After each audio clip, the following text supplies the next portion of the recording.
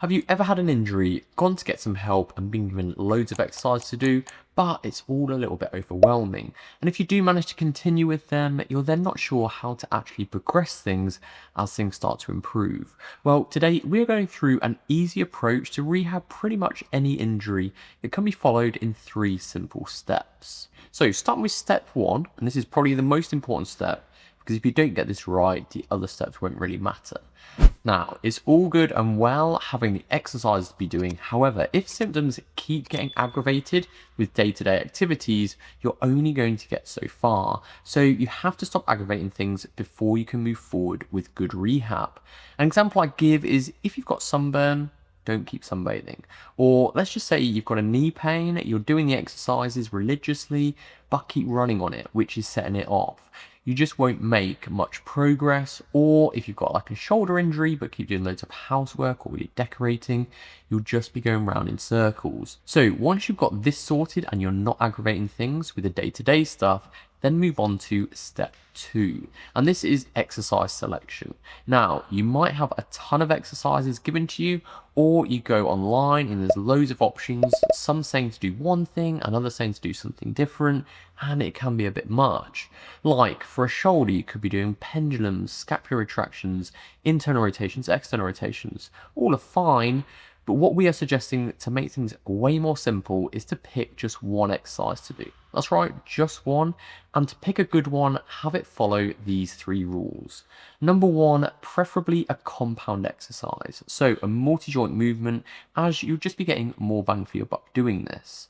Number 2, one that you can easily adjust position or range with.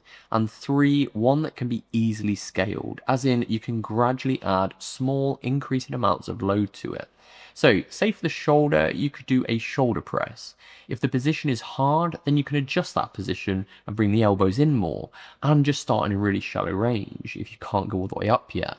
But then work to start improving that range until eventually you can go up more, which if following step 1 well, this should gradually happen anyway. Then start increasing the amount you're lifting very gradually. And we'll talk in the next step the best way to do that and how and when to progress it. And which exercise you choose becomes important because things like a banded external rotation for the shoulder is not a bad exercise, but how far are you really going with that when progressing? You'll then be needing a harder exercise to progress to, but if you're not having someone to help you, it can be challenging where to go next. Whereas the shoulder press, you could build all the way up as high as you want. Similarly, if it's a knee, you might just do a squat. Start off with just a very small bend initially, then gradually building up the range in body weight and then adding weight. And again, you can progress and regress with the weight as much or as little you need to. For the back, it might be a deadlift, just very shallow to begin, but again, a graded build up that you can do endlessly. The main thing to get the best results is consistency, and making things easier with a single exercise will increase the likelihood of being consistent. Now, you don't have to do this. Now, if you wanted to, you can add more exercise into it, but you don't have to. So say for the shoulder example, you could add an isolation exercise with the main one, like a lateral raise, along with the shoulder press, where again, you can still change the range and grade up. Or you might do a leg extension with a squat for the knee if it's quad based. A lot of the time, it still makes sense to work with someone to help you with it if you can, as you'll be wanting to work all the muscles around the area as well, such as with the knee, if it is that anterior knee pain. You still work on a program that has your main rehab exercises in like the squat and the leg extension, but then also be working the hamstrings, the glutes, the hip adductors and the calves that don't aggravate but still support the knee. All still getting worked within that program. But the thing is, focusing on the main rehab exercise and then following step 3 is where you want to go. And this is about just gradually progressing the load up. And you want to follow a few simple pointers of when to progress or not. So say you've now stopped linear aggravation, you've got your main exercise, how should you approach the build up?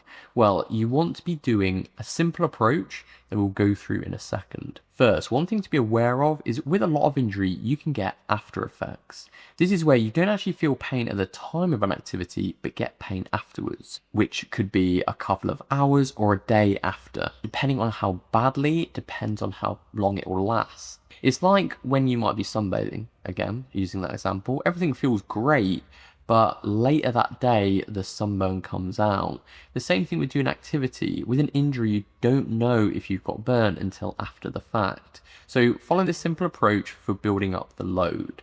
If you have no pain during your main rehab exercise and you get no increased pain after, so you might still have some pain but it's not increased, then next time doing the exercise, progress. This might mean more range next time, a few more reps, or a bit more weight. If you have no pain during and increased pain after that lasts less than 24 hours before settling again, then just stay where you are and repeat what you did. If you have no pain during and increased pain after that lingers over 24 hours for potentially days after, then regress. So less weight, less reps, and settle things back down. If you get any pain during the exercise, then just stop. And you'll get a bit of discomfort, that's normal, but you don't want any sharpness or actual pain. The general guide is anything over a 3 out of 10 on a pain scale, then just stop. So this is a really nice, simple approach that can work really well and just build back up until you get back to your normal.